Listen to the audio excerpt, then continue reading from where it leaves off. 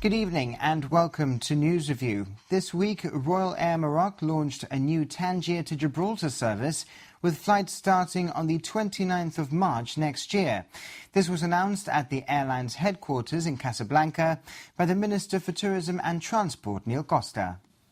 The route will initially operate twice weekly on Thursdays and Sundays and is believed to be the shortest intercontinental service in the world. The initiative forms part of the government's policy to strengthen and build links with Morocco.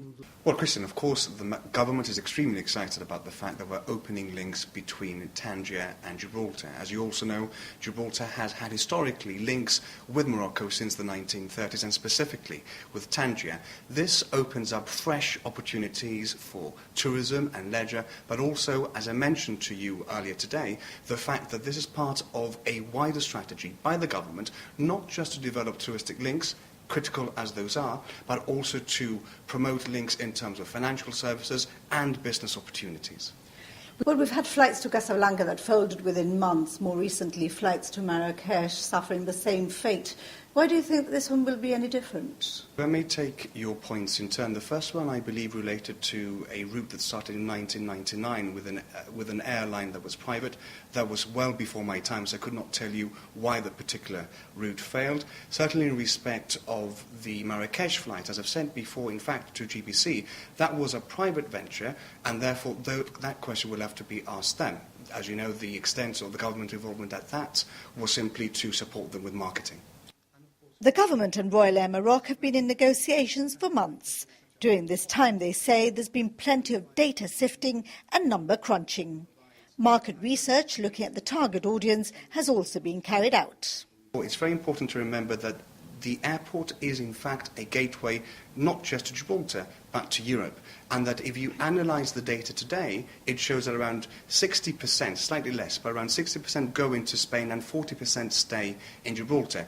And our small and medium-term objective is that more people stay in Gibraltar. But we're talking of a catchment area, therefore, not just of Gibraltar, but of the immediate coastal towns in Spain as well.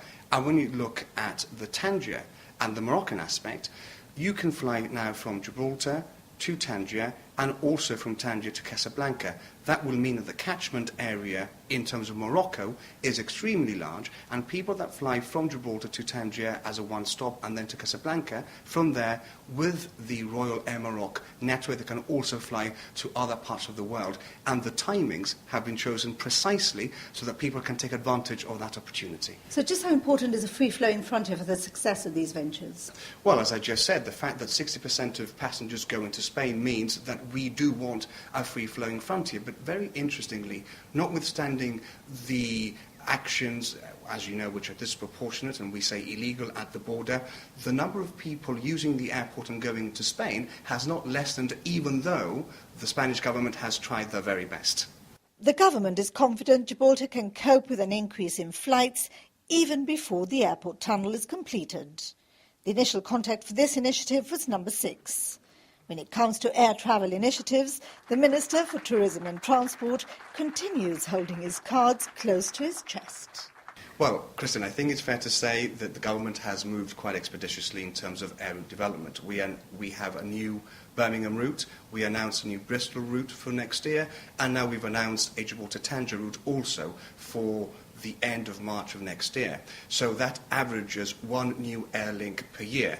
As new announcements are ready to be announced, I shall announce them. Whether it's for business or pleasure, in just half an hour and for around €100, you can find yourself shopping in the souk or drinking a mint tea while enjoying the sights and sounds of Morocco. Christine Vasquez for GBC in Casablanca. A link between Washington and Brussels has been set up to allow for direct communications between the Gibraltar America Chamber of Commerce and the new Gibraltar office in Brussels. The Gibraltar AmCham Group was officially accredited in Washington this week by the U.S. Chamber of Commerce. The Chief Minister and Deputy Chief Minister were in Washington for that ceremony and met with congressmen.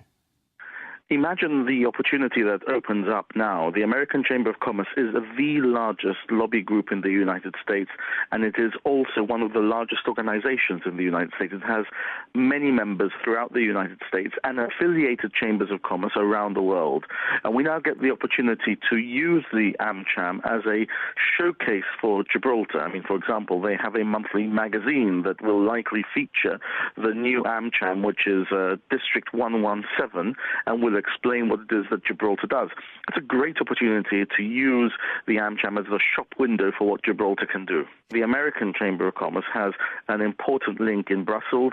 There is, as you know, important work going on between the European Union and the United States in the negotiation of a trade agreement that could extend the single market from 520 million people today to 800 million people in the event that that trade deal were to be done.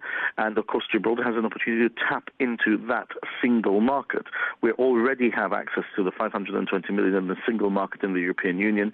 Imagine if we had access to a market of 800 million people, then being a small unit of 30,000 people isn't as important as the market access that you have. Also this week, the European Commission again refused to publish the letter it sent to the Spanish government in July with its frontier recommendations. A first access to documents request by Conservative MEP for Gibraltar, Ashley Fox, was turned down last month, and now the EC has said no to his second request too. Mr. Fox has condemned the EC's stance. Taking a leaf out of Sir Graham Watson's book, Ashley Fox filed an official access to documents request to oblige the EC to publish the recommendations it made to Spain following its second frontier visit in July. Sir Graham, while still an MEP, managed to persuade the Commission to release the letter that followed its first visit in September 2013, and that Madrid had declined to make public. Mr. Fox, however, was not so successful, with the EC telling him publication was not in the public interest. Despite urging it to reconsider, the Commission has maintained its position. Its official reason is that disclosure would carry a real and non-hypothetical risk of leading to a suboptimal outcome of the dialogue with the Member States, and hence to negative impacts for the interests of the general public. It may sound lofty, but it hasn't impressed Ashley Fox, who says he's appalled that the Commission should believe that secrecy is in the public interest. He adds that after enduring 18 months of victimization at the hands of a fellow EU member state, the people of Gibraltar will have little sympathy for the EC's sensitivities. One of the biggest tobacco corporations in the world said this week that Spain should not blame Gibraltar for its tobacco smuggling problems, but rather look at its financial crisis for the real reason. Heinz van Landewijk, based in Luxembourg, is present in 40 countries and employs 2,000 people worldwide. They produce brands Ducal, Austin and Elixir. In an interview with El Economista, CEO Christian Graveldinger says his corporation has assisted Olaf in its investigation into tobacco smuggling in Spain. Mr. Graveldinger says his company accounts for 10% of the tobacco sold in Gibraltar, but rejects the notion that the purpose of his business with the ROC is to supply smugglers with export. He says Spain should not blame the unemployed people who try to make a living by carrying small amounts of tobacco across the border, and believes the economic crisis is the main cause of Spain's problems. More than 80% of those who voted in last week's Catalan referendum supported independence for the region.